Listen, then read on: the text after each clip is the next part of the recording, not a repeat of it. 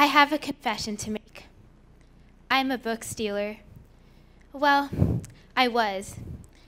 It all began in preschool.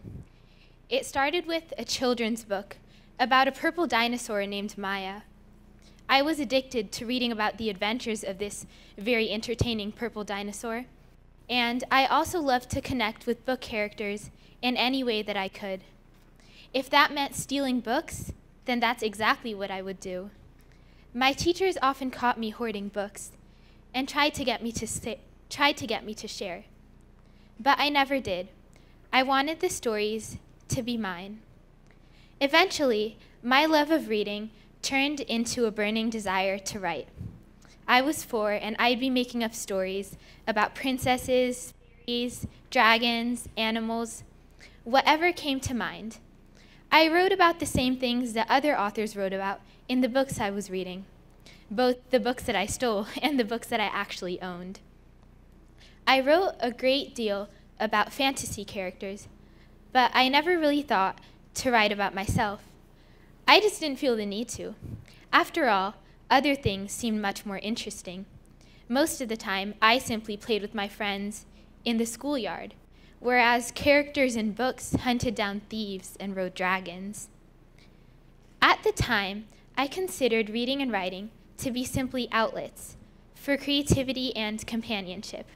Whenever I was lonely or in need of a friend, I could turn to books and the characters that resided in them. I had a really crazy imagination, and I would let it run wild on every subject I could find. Witches, fairies, flying cars, it was all fair game to me. But when I got a little older, around the age of 10, I started to turn to other forms of reading and writing besides fantasy, such as narrative writing. I became intrigued by the idea that individuals could write about ordinary events in their lives, and others around the world would relate to it.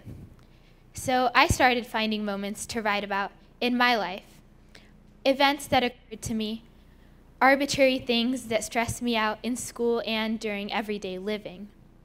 I didn't expect anyone to be particularly interested in these narratives, but I was astonished to find that they were. During this period in middle school, I had a teacher who particularly inspired me to pursue these forms of writing.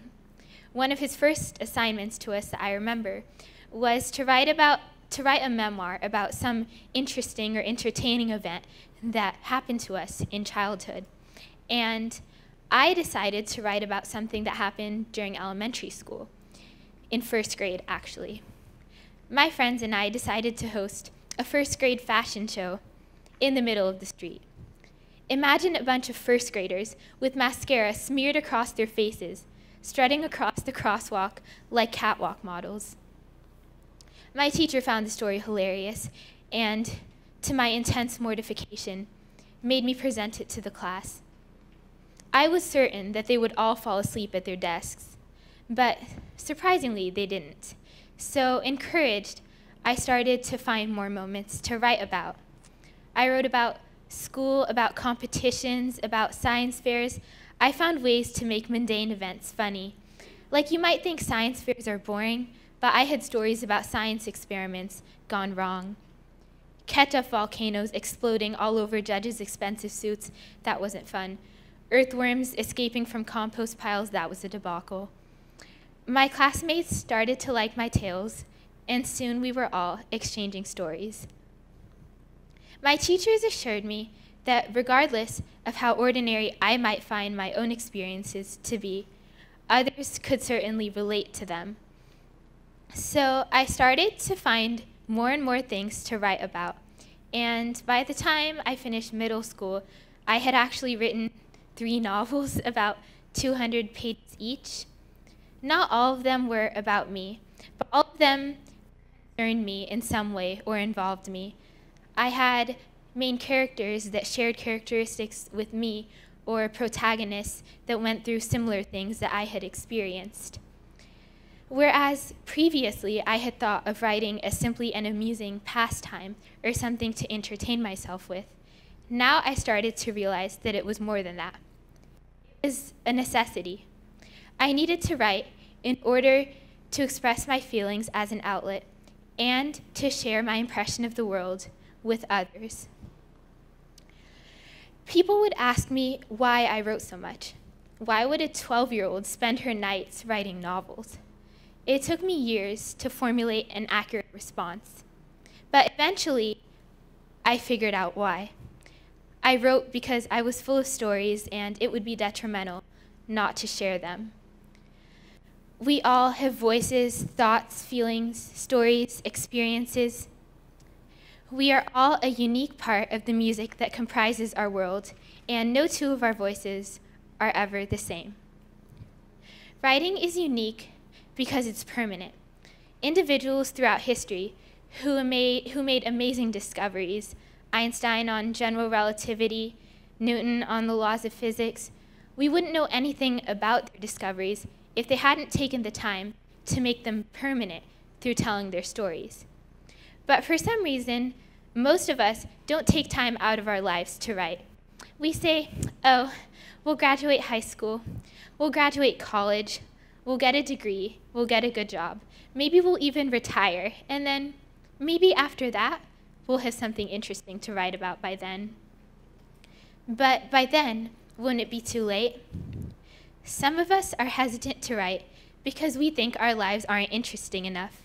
But I assure you that there's definitely someone who can relate to your story and that your voice is invaluable to them.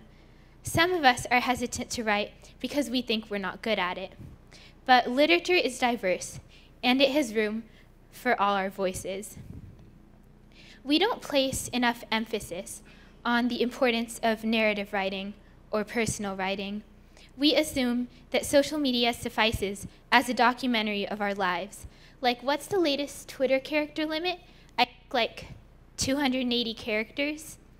280 characters on social media is fleeting, disappearing into the ether just minutes after we've tweeted. But what if we took those words that we share as constant updates on social media and transformed them into narratives instead? What if we took just a few minutes each day to share our thoughts, prayers, stories, and experiences? What if we took our Snapchat stories and verbalized them as real stories? I think we'd all be surprised by others' receptiveness to our stories and their eagerness to share their own. All of us have voices and stories to share, and stories have the most impact when they're permanent. So today, I encourage you to share your voice through writing, whether it's through putting down 280 characters on paper or by writing a few lines of poetry. I encourage you to share your voice through writing so that you can be seen, heard, and known. Thank you.